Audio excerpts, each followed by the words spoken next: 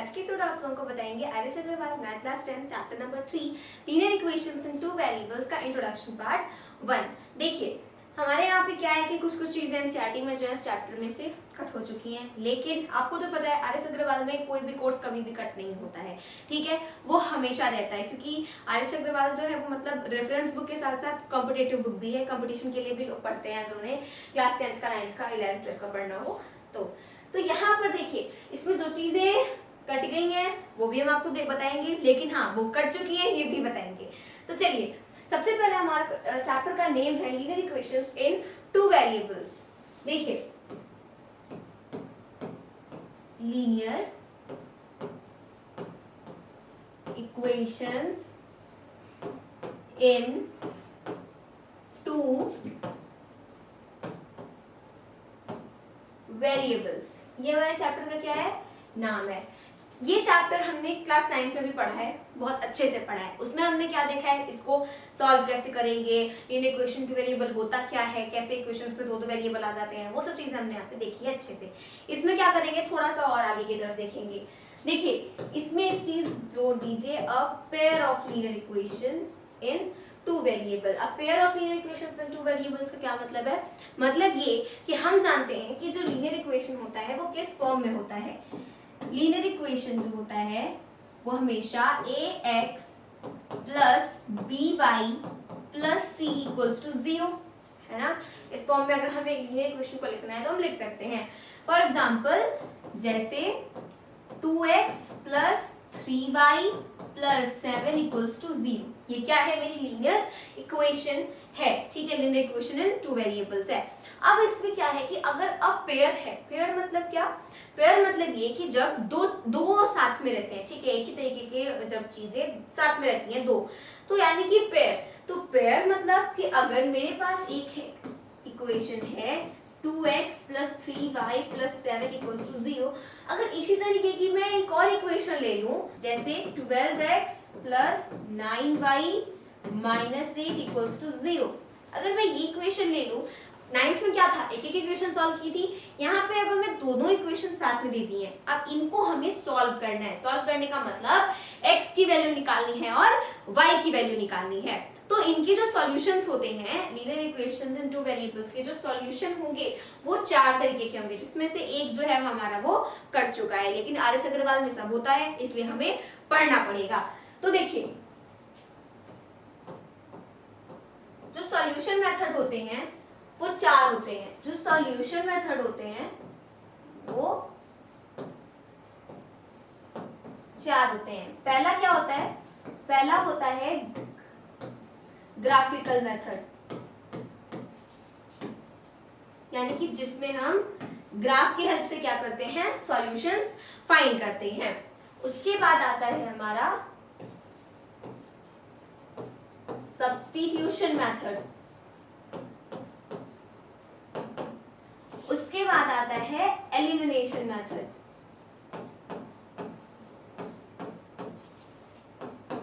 और then last में आता है क्रॉस मल्टीप्लिकेशन मेथड। इसमें सबसे घटिया जो मेथड है ना वो क्रॉस मल्टीप्लिकेशन वाला ही लगता है, क्रॉस मल्टीप्लिकेशन मेथड। पर ये इजी भी होता है लेकिन थोड़ा मतलब अजीब सा होता है, मतलब काफी बोरिंग सा। तो देखिए यहाँ पे है graphical method, substitution method, elimination method और क्रॉस मल्टीप्लिकेशन मेथड, जिसमें हमारी जो एनसीईआरटी की बुक है उसमें बस ये 3 ही दिया हुआ है, इसको हटा दिया गया है, लेकिन आर्यस अग्रवाल में भी है, ये इंक्लूडेड है, तो हमें इसको पढ़ना चाहिए। एग्जाम में नहीं आएगा उससे क्या मतलब, पढ़ना चाहिए है ना, कट गया तो वो क्या होता है। तो सबसे पहले हम क्या देखेंगे, सबसे पहले हम देखेंगे ग्राफिकल मेथड। तो फर्स्ट जो हमारा मेथड होता है वो होता है ग्राफिकल मेथड। इस इंट्रोडक्शन पार्ट में हम क्या करेंगे कि जो हमारे सॉल्यूशन होते हैं linear equation in two variables के, उसके ही मेथड्स को अच्छे से समझेंगे। तो जैसे कि हम क्या करते हैं कि बहुत ही इजी सी इक्वेशन लेते हैं जिससे हमें समझ में आ जाए। तो जैसे मैंने लिया 2x plus 3y equal to 2, उसके बाद मैंने लिया x minus 2y equals to 8। अब देखिए दो यहाँ पे मैंने इक्वेशंस ले ली। अब इसमें क्या है, सबसे पहले हमें क्या करना है, एक को लेट सपोज मैंने 1 लेट कर लिया, एक को 2 लेट कर लिया। इक्वेशन नंबर 1 है एक और एक इक्वेशन नंबर 2 है। इसमें सबसे पहले हम क्या करते हैं कि हमारा जो भी मन करे, लेट सपोज कि मेरा मन कर रहा है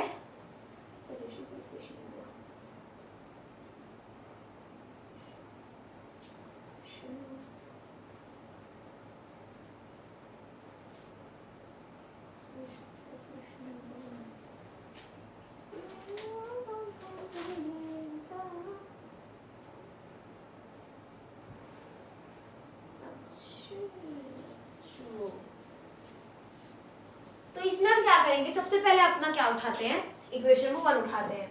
तो हम यहाँ पर लिखेंगे सॉल्यूशन फॉर इक्वेशन नंबर 1 जो है मेरी 2x + 3y = 2। इसमें क्या होगा, हमारा जो मन कर रहा है, जैसे कि अगर मेरा मन कर रहा है कि मैं लेफ्ट हैंड साइड पे क्या रखूं, सिर्फ x वेरिएबल को रखूं, तो हम क्या करेंगे, बाकी जो कुछ भी बचा उसको राइट हैंड साइड पे भेज देंगे। तो जैसे 2x है इक्वल्स टू 2 - 3y हो जाएगा, है ना। उसके बाद ये 2x के साथ मल्टीप्लाई में इक्वल्स टू के साइड आके वो डिवाइड में हो जाएगा, यानी x इक्वल्स टू 2 - 3y/2। तो ये मेरी क्या आ गई, x की वैल्यू आ गई। अब ये x इतना आया है, इसमें हमारे पास y भी है, तो हम क्या करेंगे कि हमारा जो मन कर रहा है, लेट्स सपोज मेरा y की वैल्यू क्या रखने का मन कर रहा है, y की वैल्यू अगर मेरा 1 रखने का मन कर रहा है, तो हम अगर y की वैल्यू को 1 रखेंगे तो सॉल्व करने पर जो भी आएगा वो मेरा x की वैल्यू आ जाएगा, एंड जो मैंने y की वैल्यू रखी है वो तो मेरी y की वैल्यू रहेगी ही रहेगी। तो समझिए यहाँ पे सबसे पहले हम क्या करेंगे, अगर यहाँ पे मैंने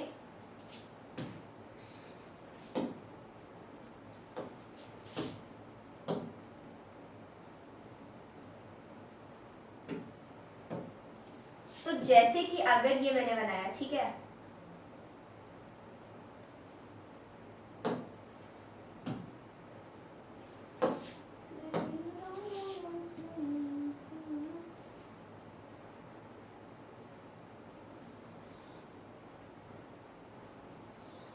मैक्सिमम हमें इसके 3 सॉल्यूशंस निकालने होते हैं। तो देखिए ये मेरी x वाला हो गया, ये मेरा y वाला हो गया। तो हम क्या करेंगे, देखिए हमें पता है कि अपॉन में है, तो हम y की एक ऐसी वैल्यू रखेंगे कि 2 से वो क्या हो जाए, सॉल्व होने के बाद डिविजिबल हो जाए। तो अगर मैं क्या करूं, अगर मैं y की वैल्यू रखूं 2, तो 3 2 6 हो जाएगा, तो 6 - 2 क्या आ जाएगा, मतलब 2 - 6 आ जाएगा मेरा -4, एंड देन 2 से कट करेंगे तो -2 आ जाएगा। अपॉन वाला झंझट नहीं है, एग्जैक्टली डिविजिबल हो जाए तो हमारे लिए ज्यादा इजी होगा। तो हम क्या करें, अगर y की वैल्यू 2 रख देंगे तो यहाँ पे मेरा क्या आ जाएगा, x की वैल्यू -2 आ जाएगी, ठीक है, क्योंकि देखिए 2 - 6 क्या हो जाएगा, -4, एंड देन 2 से कट करेंगे तो -2 आ जाएगा। एक हमारे पास आ गया, एक हमारे पास x की वैल्यू आ गई, y की वैल्यू आ गई। ये मेरी इक्वेशन नंबर 1 के लिए है। नेक्स्ट हमें वापस से y की वैल्यू कुछ रखनी है। अगर हम y की वैल्यू क्या रखें, जैसे अगर मैं 4 रख दूं y की वैल्यू अगर मैं 4 रखूं तो 4 3 12 -12, तो 2 - 12 क्या आ जाएगा, -10, देन -5 आ जाएगा, क्योंकि 2 से हम कट करेंगे ना उसको, तो वो -5 आ जाएगा। नेक्स्ट हम क्या रख सकते हैं इसकी वैल्यू, अगर हम इसकी वैल्यू रखें लेट्स सपोज -2, y की वैल्यू अगर हम क्या रखें -2, तो -3 और -2 क्या हो जाएगा, +6 हो जाएगा, एंड 2 + 6 मेरा 8 हो जाएगा, देन 2 4 8, तो x की वैल्यू 4 आ जाएगी एंड y की वैल्यू -2 आ जाएगी। तो देखिए ये मेरे इक्वेशन नंबर 1 के लिए सॉल्यूशंस आ गए। देखिए मिनिमम हमें 3 निकालने होते हैं, ठीक है, मिनिमम जितने भी सॉल्यूशंस होंगे हमें 3 निकालने पड़ेंगे, 2 से काम नहीं बनेगा, ठीक है, आपका मन करे आप 4 भी निकाल लो, लेकिन 3 ज्यादा सही है, ठीक है। तो देखिए ये मेरा था इक्वेशन नंबर 1 के लिए। अब आता है solution for equation number 2। Equation number 2 मेरी क्या है, x - 2y = 8। इसमें भी अगर मुझे x को इक्वल टू किस साइड रखना है, y को इक्वल टू किस साइड भेज देना है, तो यहाँ पे x - 2y = 8 है, तो x = 8 + 2y हो जाएगा। उसके बाद क्या हुआ कि जैसे ये हमारे पास है,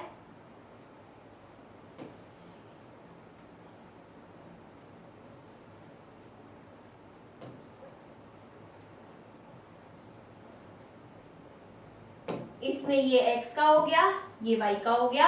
अब देखिए अगर मैं y की वैल्यू क्या रखूं, y की वैल्यू अगर मैं 0 रख दूं, तो देखिए 0 रखने से 2 का 0 मल्टीप्लाई करेंगे 0, देन बचेगा 8, तो x की वैल्यू 8, y की वैल्यू 0। y को अगर मैं 1 रखूं तो 2 और 8 मेरा 10 आ जाएगा, ज्यादा इजी है। y की वैल्यू अगर मैं -1 रखूं तो -1 + 2 क्या हो जाएगा, -2, 8 में से 2 जाएगा 6 बचेगा। यानी कि ये मेरे क्वेश्चन नंबर 2 के लिए क्या आ गया, सॉल्यूशन आ गया। अब हमें क्या बनाना है, अब हमें मेन बनाना है ग्राफ। अब देखिए ग्राफिकल मेथड के लिए जब तक आपके पास ग्राफ नहीं है आप एग्जैक्ट नहीं बना सकते, ठीक है। तो ग्राफ होना बहुत ज्यादा जरूरी है। तो सबसे पहले हम बनाएंगे एक्स एक्सिस के लिए एक लाइन।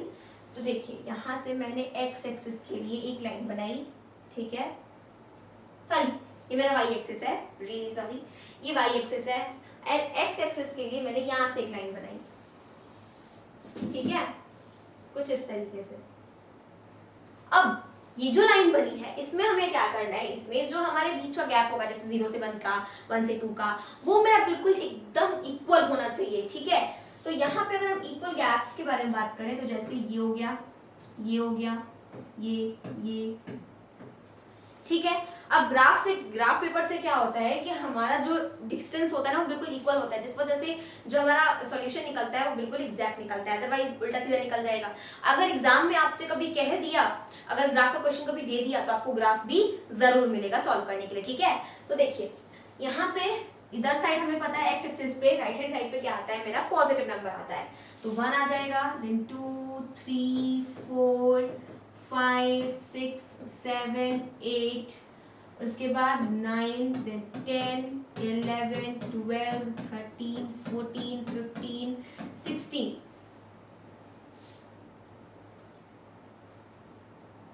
16। उसके बाद क्या होगा, देन इधर साइड हमें पता है नेगेटिव आता है,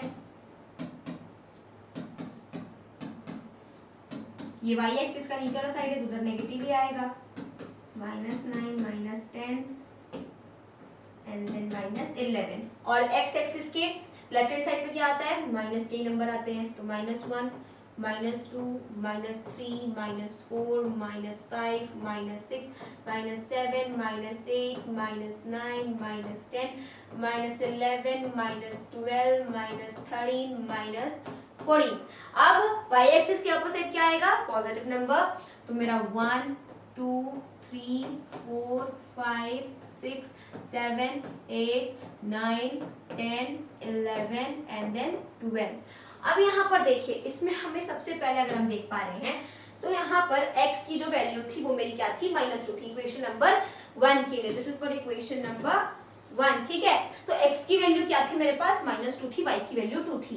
तो x की वैल्यू -2 मेरे पास यहाँ है, y की वैल्यू 2 यहाँ पर है, ठीक है। y की वैल्यू 2 मेरी यहाँ पर है। तो हम क्या करेंगे, अपना पॉइंट यहीं पर बनाएंगे कुछ इस तरीके से। ये बना मेरा पॉइंट, ठीक है। ग्राफ पेपर में यही फायदा होता है। अगर आपने क्या करना, अगर आपने दूसरा पेज लिया तो उसमें आप हो सकता है एग्जैक्टली आपसे पॉइंट्स ना बन पाए, ठीक है। उसके बाद देखिए x मेरा -5 है, y 4 है, तो x -5 इधर है, y 4 इधर है, तो यानी कि यहाँ पे आ जाएगा, ठीक है। उसके बाद मेरा यहाँ पे x4 है, y -2 है, तो x4 मेरा इधर आ जाएगा, y -2 इधर आएगा, ठीक है। नेक्स्ट अब हमें क्या करना है, अब यहाँ पे क्वेश्चन नंबर 2 के पॉइंट्स बनाने हैं। तो देखिए x की वैल्यू 8 है, y की वैल्यू 0 है। x की वैल्यू 8 यहाँ पे आ जाएगी, y की वैल्यू 0, यानी कि वो इसी एक्सिस पर रहेगा, ठीक है। उसके बाद x की वैल्यू 10 है, y की वैल्यू 1 है, तो x की वैल्यू अगर हम 10 देखेंगे तो वो मेरी इधर आ जाएगी, y की वैल्यू 1 ऊपर, यानी कि यहाँ पे आ जाएगी। उसके बाद देखिए x की वैल्यू 6 है, y की वैल्यू -1 है, तो y की वैल्यू -1 यहाँ पे, x की वैल्यू 6 यानी कि यहाँ पर। अब हमें क्या करना है, अब हमें इनको ज्वाइन कर देना है। तो देखिए इस सॉल्यूशन को ज्वाइन करेंगे, वेट, सबसे पहले इक्वेशन नंबर 2 के सॉल्यूशंस को ज्वाइन कर देंगे।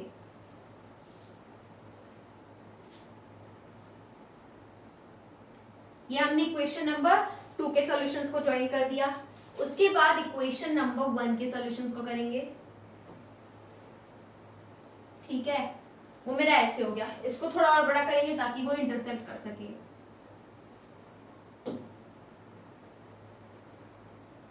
तो इस पॉइंट पे अगर हम देखेंगे तो वो इंटरसेक्ट हो रहा है। अब ये जो पॉइंट होगा हमारा, ये वाला, ठीक है, ये जो पॉइंट होगा वो जो भी होगा वही हमारा क्या होगा, आंसर होगा। इसमें अगर हम x की वैल्यू देख पा रहे हैं तो वो 4 है, y की वैल्यू मेरी -2 है, तो 4, -2 हमारा आंसर है। इट मींस कि इसमें क्या हो जाएगी, जो x की वैल्यू हो जाएगी वो 4 हो जाएगी एंड y की वैल्यू -2 हो जाएगी। तो इस तरीके से ग्राफिकल मेथड से सॉल्यूशंस निकाले जाते हैं। x की वैल्यू भी आ गई, y की वैल्यू भी आ गई। तो इसमें सबसे पहले क्या करना है, दोनों इक्वेशंस हैं, उन दोनों इक्वेशंस के हमें सबसे पहले सॉल्यूशंस निकालने हैं, ठीक है। तो उन दोनों इक्वेशंस के हमें सबसे पहले क्या निकालना है, सॉल्यूशन निकालना है। उन दोनों इक्वेशन का सॉल्यूशन निकालने के बाद हमें यहाँ पे ग्राफ बनाएंगे एंड देन ओवर क्या है, ग्राफ ड्रैग करने से था, तो हम ग्राफ बनाएंगे एंड देन उसके बाद सारे पॉइंट्स को हम यहाँ पे बना लेंगे एंड देन उनकी लाइन हम बनाएंगे। देखिए अगर आपकी कभी भी ग्राफ में लाइन जो है वो अगर स्ट्रेट नहीं बनती है तो इसका मतलब समझ आइए आप कहीं ना कहीं पे गलती कर रहे हैं, ठीक है। अगर आपकी लाइन स्ट्रेट नहीं बन रही है तो लाइन अगर कहीं से कर्व हो जा रही है तो मतलब गलत है आपका सोल्यूशन, आपको चेक करने की जरूरत है, ठीक है। तो इस तरीके से आपको बनाना है एंड दोनों सॉल्यूशंस के जो लाइंस होंगी उनको इंटरसेक्ट करा करके जहां पर वो मीट करेंगे वहां का जो पॉइंट होगा वही आपका आंसर होगा। तो ये था मेरा फर्स्ट वाला, that is graphical method. Next हमारा क्या आता है, सब्स्टिट्यूशन मेथड आता है। सब्स्टिट्यूशन मेथड यानी ग्राफिकल मेथड से सारे मेथड्स इजी ही हैं, ग्राफिकल मेथड बहुत झंझट रहता है। सब्स्टिट्यूशन मेथड में क्या करना है वो तो मुझे बहुत इजी लगता है। देखिए सब्स्टिट्यूशन मेथड,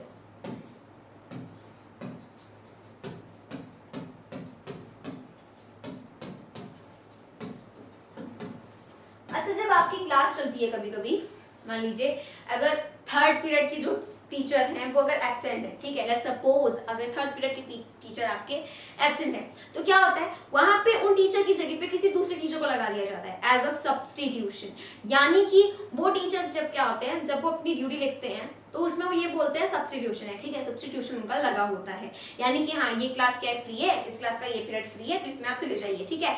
तो वो क्या होगा, उनका सब्स्टिट्यूशन होगा। यानी कि वो जो टीचर एब्सेंट है उनको क्या करा जाएगा, वो जो टीचर आ रहे हैं उनसे रिप्लेस कर दिया जाएगा। सिमिलरली आप में से बहुत सारे लोग ऐसे होंगे जो कि क्रिकेट देखते होंगे। क्रिकेट में क्या होता है, अगर कोई भी प्लेयर है उसकी अगर कोई इंजरी हो गई, ठीक है, अगर वो नहीं खेल पा रहा है, इंजरी हो गई, तो क्या होता है उसकी जगह पर जो दूसरे प्लेयर्स होते हैं वो एज अ सब्स्टिट्यूट आते हैं, ठीक है। सब्स्टिट्यूशन प्लेयर जो होते हैं आपके, ठीक, वो आते हैं खेलने के लिए।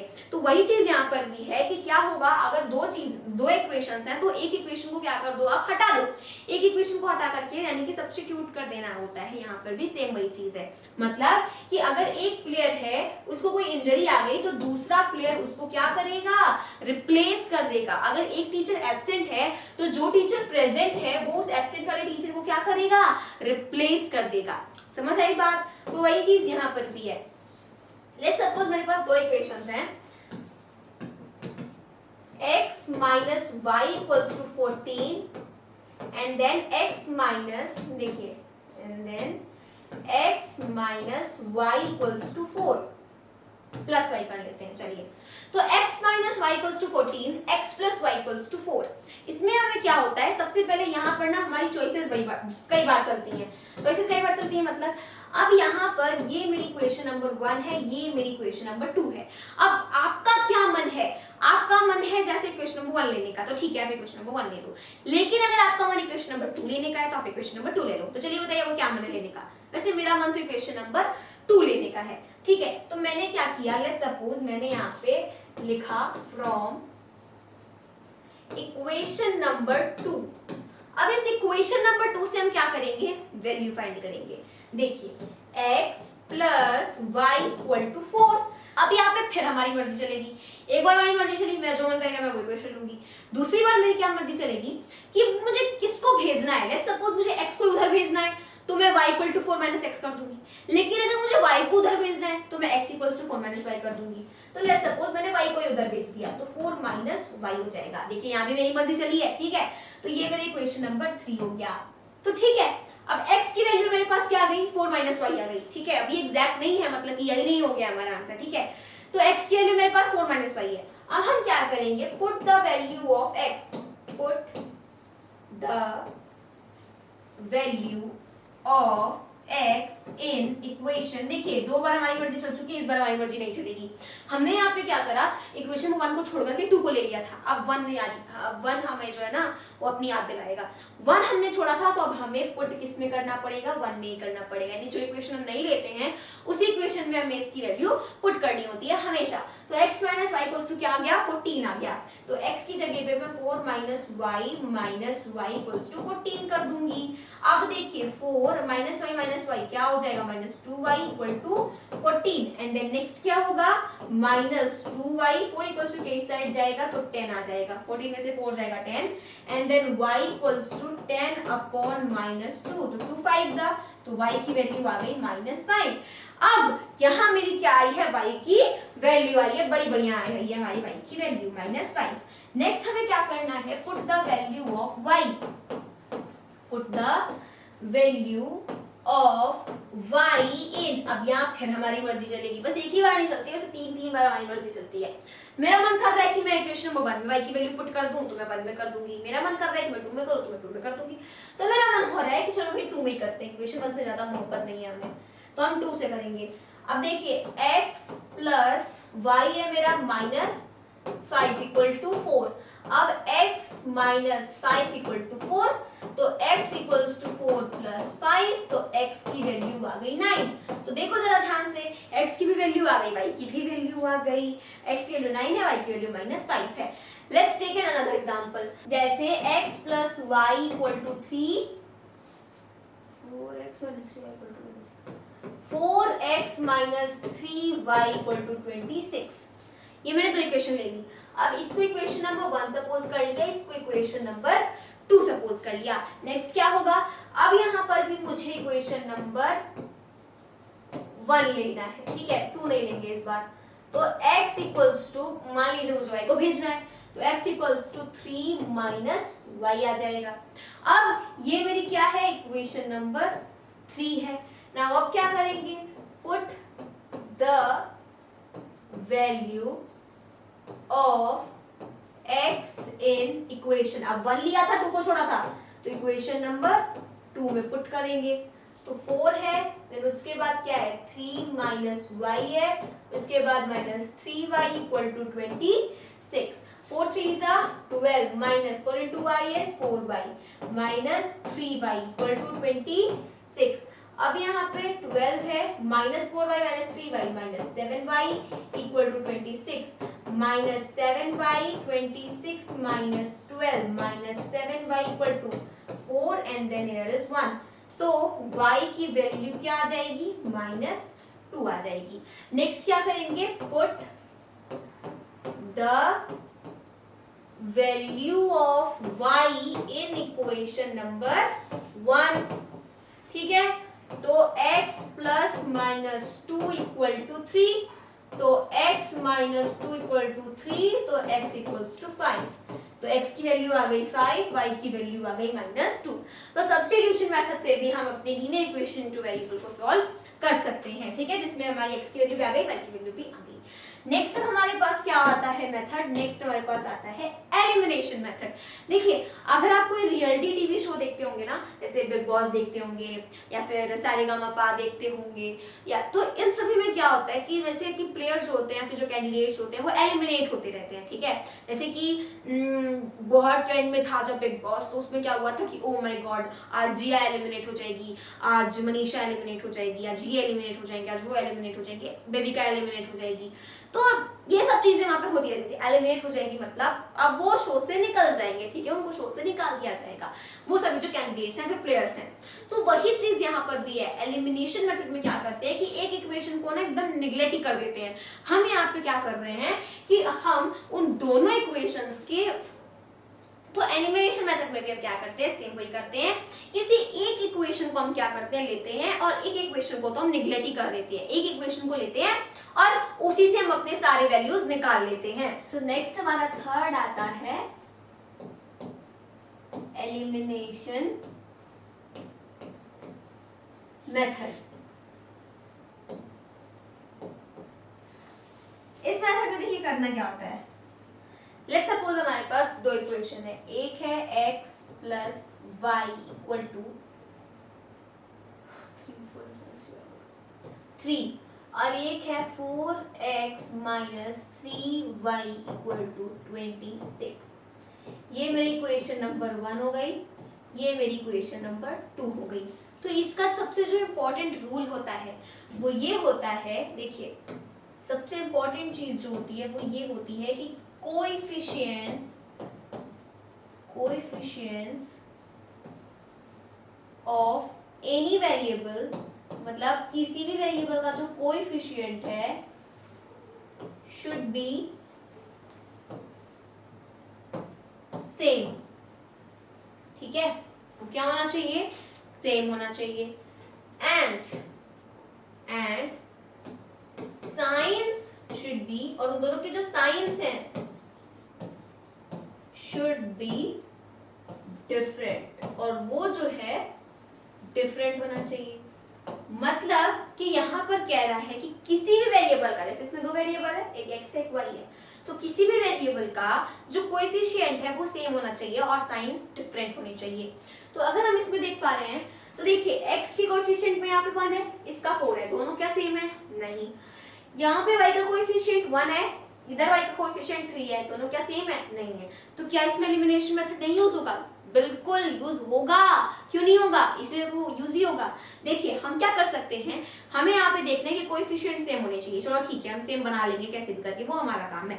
लेकिन साइंस क्या होना चाहिए, डिफरेंट होने चाहिए। तो अगर हम x की बात करें तो इधर भी प्लस है इधर भी प्लस है, लेकिन अगर हम y की बात करें तो y में देखो यहाँ पे प्लस है यहाँ पे माइनस है, तो साइन डिफरेंट मिल गया। मतलब कि अगर हम करना चाहें तो क्या कर सकते हैं, y के जो कोएफिशिएंट्स हैं उनको इक्वल कर सकते हैं। x ही करेंगे तो फालतू में झंझट होगा, साइन सेम हो जाएगा। ठीक है, तो हम क्या कर सकते हैं, y के कोएफिशिएंट्स को सेम कर सकते हैं क्योंकि उनका साइन डिफरेंट है। तो यहाँ हम क्या करेंगे, देखिए उधर 1 है इधर 3 है, तो अगर 1 को मुझे 3 के इक्वल बनाना है तो उसके लिए मुझे इसमें भी 3 से मल्टीप्लाई करना पड़ेगा।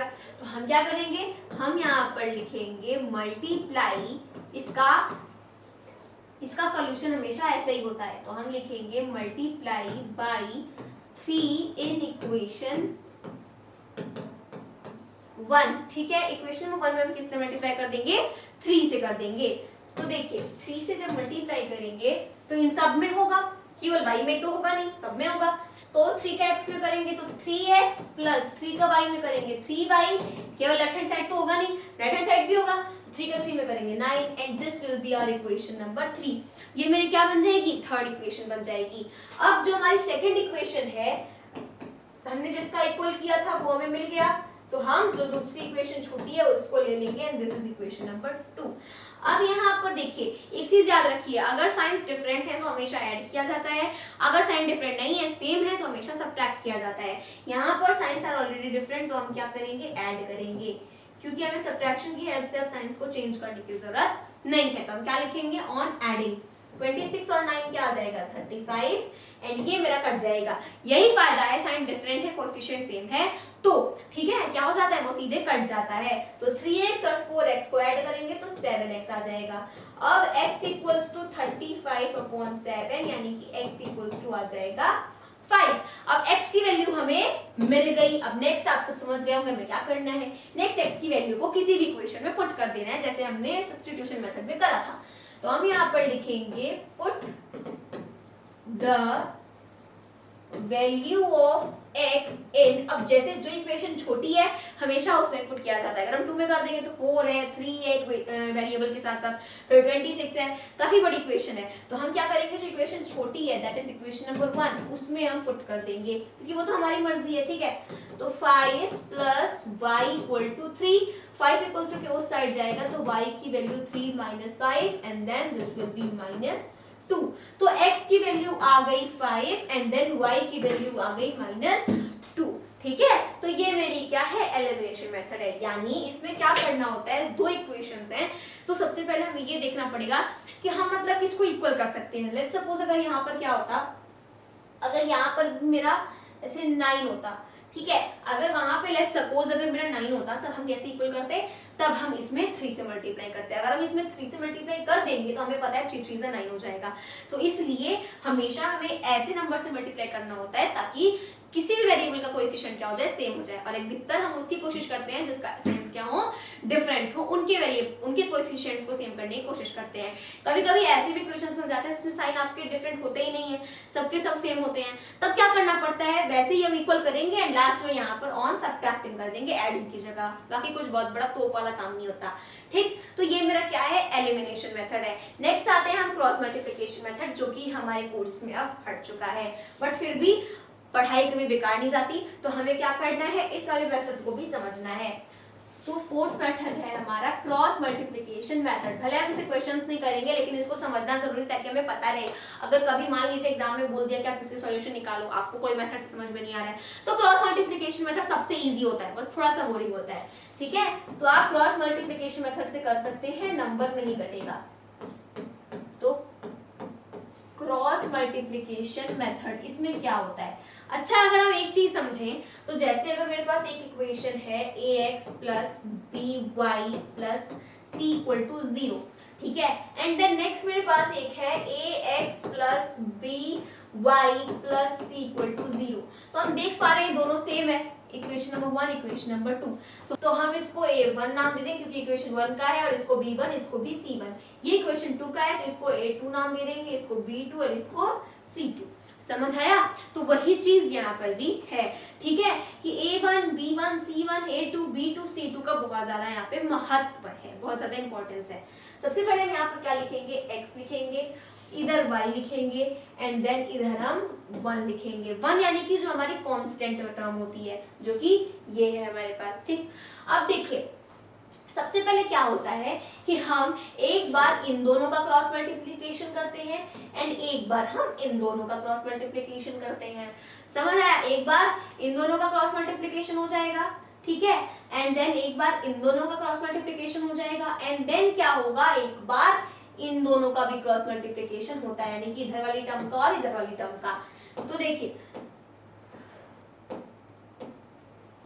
सबसे पहले क्या करेंगे, हम यहाँ पर लिखेंगे, इसके 2 आ जाएंगे, जिसमें सबसे पहले हमें क्या करना होता है, जो b1 है तो हम यहाँ पर लिख लेंगे b1, फिर जो मेरे पास b2 है उसके जस्ट नीचे लिखेंगे b2। ठीक है, क्योंकि ऐसे ही हमारी इक्वेशन लिखी हुई मिलेगी हमें। ठीक है, उसके बाद c1 मेरा b के बाद क्या आता है, c आता है, तो c1 एंड देन इधर c2, ये मेरा हो गया। अगर हम y का देखेंगे तो y का ये इसी में आ जाएगा, एंड इधर वाला देखिए इधर c है। अब c के बाद क्या आएगा, देखिए b के बाद c आता है, c के बाद a आता है, तो यानी कि c के बाद वैसे तो d आता है, लेकिन हमारी मैथ है, हमारी चीजों को इजी वो क्यों बनाएगी। ठीक है, तो यहाँ पर c के बाद a आएगा, तो हम लिखेंगे यहाँ पर a1, एंड उसके नीचे क्या आ जाएगा, a2 आ जाएगा। देन 1 में ये वाला मेरा वही रहेगा, एंड इधर वाला अगर हम देखें तो a के बाद क्या आता है, b आता है, तो इधर मेरा आ जाएगा b1 एंड इधर आ जाएगा b2। कंसेप्ट क्या है, अब यहाँ पर क्या करेंगे, सबसे पहले x की वैल्यू निकालने के लिए इधर कर देंगे मल्टीप्लाई, देन इधर कर देंगे, और हमेशा नीचे वाले एरो का मल्टीप्लाई पहले होता है, यानी कि इसका इसमें पहले होगा, इसका इसमें बाद में होगा। ठीक है, उसके बाद इसका इसमें मल्टीप्लाई करेंगे, देन इसका इसमें मल्टीप्लाई करेंगे, देन इसका इसमें मल्टीप्लाई करेंगे, देन इसका इसमें मल्टीप्लाई करेंगे, तो एक हमारा बहुत ही अच्छा सा फॉर्मूला निकल के आ जाएगा। उस फॉर्मूले में क्या होगा कि बस जैसे ही उस फॉर्मूले में आपने अपनी वैल्यू को रखा, आपको आपका आंसर मिल जाएगा। तो हम यहाँ पर लिखेंगे x अपॉन, देखिए x वाली वैल्यू में अगर हम देखें तो वो मेरा x अपॉन क्या बनेगा, b1 का c2 में मल्टीप्लाई करेंगे, तो b1 का c2 में मल्टीप्लाई करेंगे, देन माइनस, देखिए इस फॉर्मूले में हमेशा क्या होता है, माइनस ही होता है, तो याद रखिएगा। b2 का c1 में मल्टीप्लाई करेंगे, तो b2 का c1 में मल्टीप्लाई करेंगे, उसके बाद लगाएंगे इक्वल टू, ये सब क्या रहेंगे, इक्वल में रहेंगे, देन y आ जाएगा। अब y में देखिए c1 का मल्टीप्लाई पहले a2 में हो रहा है, तो c1 a2 आ जाएगा, इसमें भी सेम माइनस रहेगा, फिर c2 का मल्टीप्लाई a1 में होगा। इस फॉर्मूले को याद करना जरूरी है। ठीक है, उसके बाद देखिए 1 रहेगा, यानी कि जो मेरी कांस्टेंट टर्म है 1 मतलब, तो a1 का मल्टीप्लाई b2 में करेंगे, माइनस a2 का मल्टीप्लाई b1 में करेंगे, b1। इसको याद करने की एक निंजा टेक्निक है। वो निंजा टेक्निक क्या है, देखिए वो निंजा टेक्निक ये है कि सबसे पहले x का कर लीजिए, then upon bc minus bc कर दीजिए, bc माइनस bc, अब ये कटने वाला लग रहा है कि काटना नहीं है, then y equal to ca minus ca, उसके बाद 1 अपॉन ab माइनस ab, इसमें क्या करना है, 1 2 2 1 1 2 2 1 1 2 2 1, ठीक है, 12 21 12 21। अब देखिए ए बी, सबसे पहले क्या लिखेंगे, बी से स्टार्ट करेंगे, तो बी सी, उसके बाद सी ए, सी के बाद ए आता है ना, तो सी ए, एंड उसके बाद ए के बाद बी आता है तो ए बी। ठीक है, तो इस तरीके से आपको ये फॉर्मूला कभी भूलेगा नहीं। आप इसी फॉर्मूले पर रख करके हमको हमारा क्या करना है, हमको हमारा आंसर निकालना है। इस फॉर्मूले पर रखने के बाद अब एग्जैक्ट जो हमारी वैल्यू आएगी वो एग्जैक्ट वैल्यू मेरी क्या आएगी, देखिए कि x अपॉन क्या करेंगे, x अपॉन ये जो मेरा B1C2 है माइनस जो मेरा B2C1 है, इसको कंपेयर करेंगे इस कांस्टेंट वाले से, यानी कि 1 upon A1 B2 then minus A2 B1। इससे कंपेयर करने पर मेरी x की वैल्यू आ जाएगी। इसका गजनी वाला टैटू करवा लीजिएगा। एंड नेक्स्ट हमारे y की वैल्यू के लिए क्या होगा, y अपॉन मेरे पास C1 A2 है देन माइनस C2 A1 है, इसको भी इसी से कंपेयर करेंगे तो मेरे पास A1 B2 minus A2 B1 आ जाएगा। तो ऐसे ही करने के बाद हमारा क्या आ जाएगा, आंसर आ जाएगा। तो ये y की वैल्यू के लिए था, ये x की वैल्यू के लिए था, देन इसमें भी क्रॉस मल्टीप्लिकेशन करना है, बड़ा झंझट लग रहा है। तो हम क्या करते हैं, एक यहाँ पे एग्जांपल लेते हैं। Let's suppose 4x plus 7y minus 28 equal to minus 7x plus 5y plus 9 equal to 0।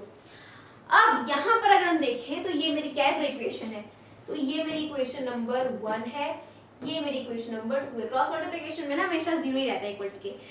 अब यहाँ पर देखिए A1 क्या है, ये वाला, A2 मेरा ये वाला, B1 ये वाला, B2 ये वाला, C1 ये वाला, C2 ये वाला। अब इसमें क्या करना है कि हम इसमें सबसे पहले क्या करेंगे, हमारे पास क्या था, x अपॉन था, याद रखिएगा BC, ठीक है, B से स्टार्ट करना था, तो BC माइनस BC इधर लगाएंगे पहले 1 2 देन 2 1, ठीक है, ये था मेरे पास।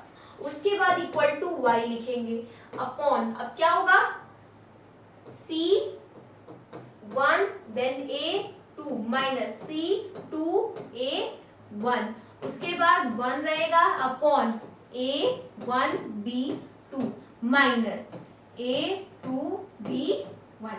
बस इसमें पुट करते हमें हमारा आंसर मिलेगा। अब यही फॉर्मूला मैंने आपको बताया भी था, राइट। B1 मेरा कितना है, अगर मैं देख पा रही हूँ तो B1 देखिए वो मेरा 7 है, प्लस 7 है। हमेशा साइन को याद रखिएगा, साइन को कभी छोड़ते नहीं है। तो 7 यानी ब्रैकेट लगा देते हैं, 7 मल्टीप्लाई बाई C2 मेरा कितना है, C1 तो ये है, C2 ये है जो कि है प्लस 9, तो 7 इंटू 9 कर देंगे, ठीक है। उसके बाद क्या हो जाएगा, माइनस, अब B2 मेरा क्या है, B2 है मेरा प्लस 5, तो मेरे पास 5 मल्टीप्लाई, C1 मेरे पास क्या है, माइनस 28, तो माइनस 28 आ जाएगा, ठीक है। चलिए बहुत बढ़िया बात है। x का हो गया अपॉन C1 मेरे पास क्या है, माइनस 28 है, तो हम माइनस 28 करेंगे मल्टीप्लाई, A2 मेरा क्या है, माइनस 7 है, तो मेरा माइनस 7 आ जाएगा, माइनस, इसमें पहले कंफ्यूजन होगी उसके बाद आपको आ जाएगा। C2 मेरे नीचे वाला है, जब 2 आ जाए तो समझ जाइए नीचे वाले की बात कर रहा है, ठीक है। तो C2 में देखिए 9 है मल्टीप्लाई A1 यानी कि 4 है, तो 9 इंटू 4 आ जाएगा। अब वैसे ही 1 अपॉन A1 मेरा क्या है, 4 है, तो मेरे 4 इंटू B2 मेरा क्या है, प्लस 5 है, एंड देन माइनस, अब A2 मेरा क्या है, माइनस 7 है, तो हम यहाँ पे लिखेंगे माइनस 7 मल्टीप्लाई बाई B1 मेरा क्या है, प्लस 7 है, तो हम यहाँ पे लिख देंगे ये। अब यहाँ पे नेक्स्ट क्या होगा, x upon, next x upon देखिए 9 7 जा 63, तो हम इधर लिखेंगे 63। अब माइनस 28 का मल्टीप्लाई अगर 5 में करेंगे तो माइनस में आएगा, देन माइनस का माइनस में मल्टीप्लाई हो जाएगा तो वो प्लस हो जाएगा, तो 63 प्लस कर देते हैं। अब 8 5 जा 40 को 0 कैरीज 4, 5 2 जा 10 एंड 4 14, तो ये मेरा 140 आ गया। उसके बाद y अपॉन, मैंने बोला ये थोड़ा सा बोरिंग है लेकिन है काफी इजी, ठीक है। अगर आपको कोई मेथड नहीं समझ में आ रहा इससे कर दीजिए। अब माइनस 28 को मल्टीप्लाई माइनस 7 करेंगे तो प्लस में आएगा, तो 8 7 जा 56 को 6 कैरीज 5, 7 2 जा 14 एंड देन 5 19, 196 आ जाएगा। अब माइनस 9 4 जा 36 इक्वल टू 1 अपॉन 5 4 जा 20, अब माइनस माइनस प्लस 7 7 जा 49।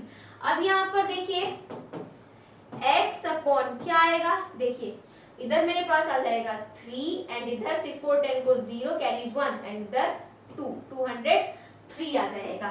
उसके बाद इक्वल टू y अपॉन 6 6 12 को 2 कैरीज 1, 9 और 3 कैरी 1 13 को 3 कैरीज 1 एंड इधर 2 232 आ जाएगा। उसके बाद 1 अपॉन इधर 9 आ जाएगा एंड इधर 6 आ जाएगा। अब हमें क्या करना है, मैंने आपको बताया था इधर x वाले को 1 वाले से कंपेयर करके क्रॉस मल्टीप्लाई कर देते हैं। तो देखिए नेक्स्ट मेरे पास x हम यहाँ पे लिखेंगे when x upon 203 is equals to 1 upon 69, तो जब क्रॉस मल्टीप्लाई करेंगे तो x इक्वल टू क्या हो जाएगा मेरे पास 203 अपॉन 69 आ जाएगा। अब अगर ये कटता है तो काट दीजिए, नहीं कटता है तो यही आपका आंसर है।